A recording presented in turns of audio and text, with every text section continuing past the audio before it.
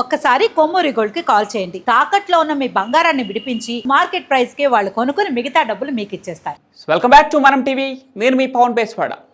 Sahara ఎడారి భూమిపై అత్యంత విస్తృతంగా అత్యంత వేడిగా ఉండే ఎడారి. కానీ ఈ ఎడారి ఒకప్పుడు పచ్చదనంతో కలకలలాడి ఒక అందమైన ప్రపంచం అంటే నమ్మగలుగుతారా? ఈరోజు మనం చూస్తున్న ఎండిన ఇసుక ధారల కింద వేల సంవత్సరాల క్రితం ఒక మహా సుసంపన్న సామ్రాజ్యం దాగి ఉందన్నది శాస్త్రవేత్తలు చెబుతున్న వాస్తవం. పూర్వం ఇక్కడ నదులు ప్రవహించేవి, చెట్లు మొలిచేవి, జంతువులు కూడా హాయిగా తిరిగేవట. అవును, 1950లలో శాస్త్రవేత్తలు సహారాలో కనుగొన్న కొన్ని శిలా చిత్రాలు ఈ ఊహలకు మరింత బలాన్ని చేకూరుస్తున్నాయి. ఈ చిత్రాలు వేల సంవత్సరాల క్రితం ఈ ప్రాంతంలో పశుపక్ష్యాదులు విరివిగా సంచరించాయని, మనుషులు వేటాడే జీవనశైలి కొనసాగించారని సూచిస్తున్నాయి. ఆ శిలా చిత్రాల్లో గొర్రెలు, ఆక్సులు, ఏనుగులు, ఇబ్బెదులు వంటి జంతువులు, అలాగే వాటిని వేటాడే మనుషుల బొమ్మలు కూడా ఉన్నాయి.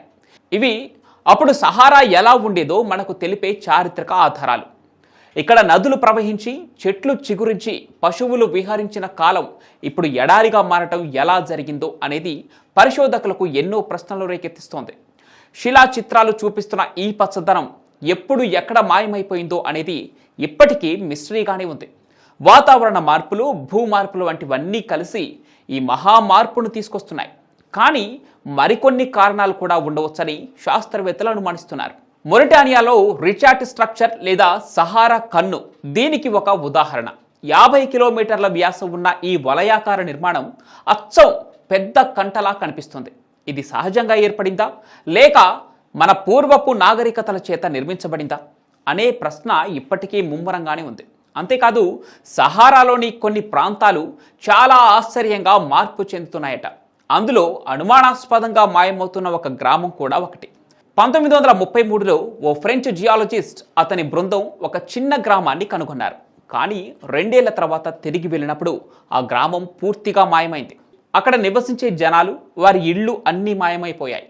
ఈ గ్రామం ఏమైంది, అక్కడ ఏం జరిగింది ఎవరూ తెలుసుకోలేకపోయారు. అంతేకాకుండా సహారాలో కొన్ని విచిత్ర శిలాకృతులు కూడా కనుగొనబడ్డాయి. వాటి ఆకారాలు, నిర్మాణ శైలులు ఈ భూమి మీద మనకంటూ మరో చరిత్ర ఉందని చూపిస్తున్నాయి. మరి ఈ శిలలు సహజంగా ఏర్పడినవా లేక మరెక్కడో నుండి వచ్చినవా? ఈ ప్రశ్నలు ఇప్పటికీ అణుతరంగాలా వినిపిస్తూనే ఉన్నాయి. ఇదంతా చూస్తే ప్రపంచంలోని అతిపెద్ద ఎడారి సహారాలో మనిషికి తెలియని ఇంకా ఏదో మర్మాలు ఉన్నాయని తెలుస్తోంది.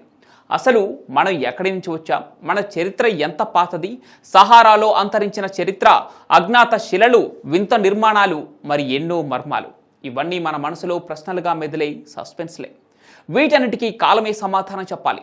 మరి సహారా ఎడారిపై మీ అభిప్రాయం ఏంటో కామెంట్ల రూపంలో తెలియజేయండి. మనం టీవీని సబ్స్క్రైబ్ చేసుకోండి.